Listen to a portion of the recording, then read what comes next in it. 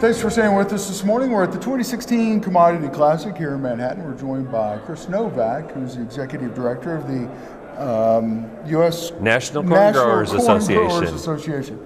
You guys know I'm horrible with names anyway, so Chris, thanks for joining us this morning. I will put it to you like I did Dalton last week, which was we can look at it half full, we can look at it half empty, and I think you guys are probably looking at it as half full. We are looking at it as half full, and market challenges, those are our reality for our farmers today. And yet, as I shared with the group here at Kansas Commodity Classic, they're farmers. They've been through this before, they've seen this before, they know how to tighten their belts, they know how to figure out where and when they should cut costs. And from my standpoint, our team, the farmer leaders who are a part of our board, the commitment is, how do we grow the market? How do we increase demand for the corn that's being produced today? And not only that, record number of acres planted last year. We continue to see acres up. Production, technology nowadays, we are producing more with less. At some point in time, there's got to be a leveling off, would you think, for the corn farmer? Well, producing more with less, and that's a part of the sustainability story that we do want to tell consumers, the fact that we are growing more corn on the same acres. We're using fewer resources, we're using fewer pesticides, we're using less fertilizer, because because we recognize that we have that obligation to protect and promote a healthy environment. NCGA is invested in a soil health partnership to work with farmers to restore the fertility and the quality of our soil. So these are the types of things that we're doing to ensure that we're productive long-term. Well, and long-term, staying profitable long-term, EPA is not doing corn growers any favors as far as when it comes to blending rules. And first, we've worked with the EPA on a number of occasions, reaching out. The president of our organization invited EPA to his farm to talk about waters of the United States and what farmers are doing.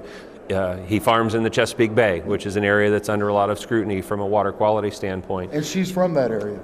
Yes, and so we've made that effort to reach out to the administration.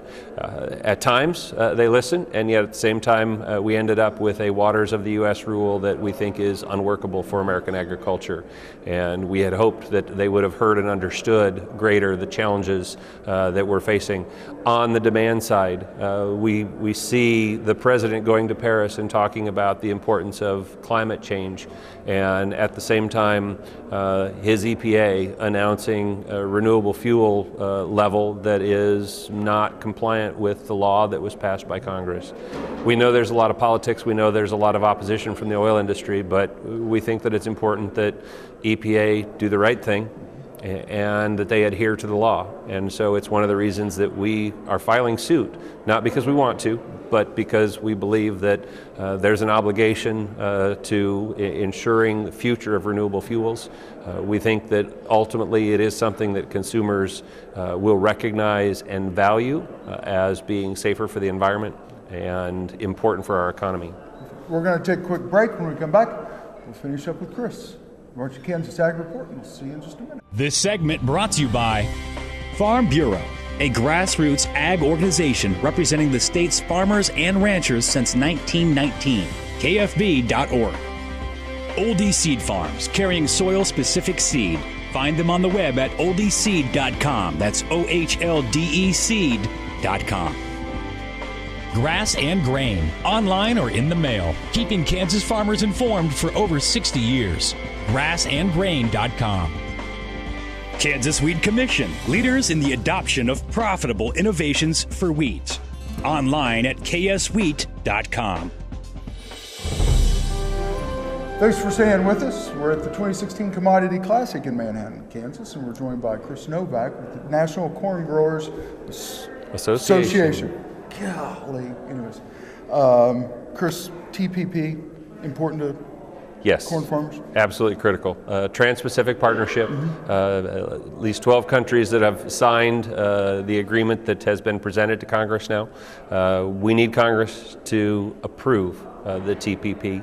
And it's critical for us, not in terms of just the markets that it opens for corn farmers, but we also see tremendous opportunity for increased livestock exports from the U.S., which means that every pound of livestock, every pound of meat that goes overseas carries with it bushels of grain, and our farmers recognize the importance of opening those livestock markets with TPP. We've had few opportunities in American agriculture as great as what TPP offers us in terms of 18,000 tariffs that will be eliminated by this free trade agreement, opportunity for U.S. goods that are competitive in the world marketplace to move overseas without barriers. Well, not only that, you think about it, you look at Cuba. We may just say it's just right down the street. We've got to do something about Cuba. I had the opportunity this last summer with the U.S. Grains Council, our sister organization that focuses on developing new international markets. They hosted us in Cuba, fascinating country to travel to, and the recognition of what Cuba could become. The importance and value of trade with Cuba, what that means in terms of them supplying the U.S. With agricultural goods and products, the opportunity for an increase in tourism and commerce to increase. What I saw in Cuba was an industry, a food industry, an agricultural industry that is still developing. And yet one that demonstrates that there's great opportunity for us to be delivering grain 90 miles off the coast of the U.S. Just down the street. Just down the street. Okay, real quick, we've just got a few seconds left. I'm just going to bring this up. GMOs, I know the National Corn Growers Association's in favor of a standardized looking at GMOs. Is there a website that we can get, and everybody needs to understand, we're talking about safe, affordable food when it comes to GMOs. Is there a website people can go and get the facts? Start at ncga.com, our website. If you would like to advertise your business on Kansas Ag Report, give us a call, 785-580-3287.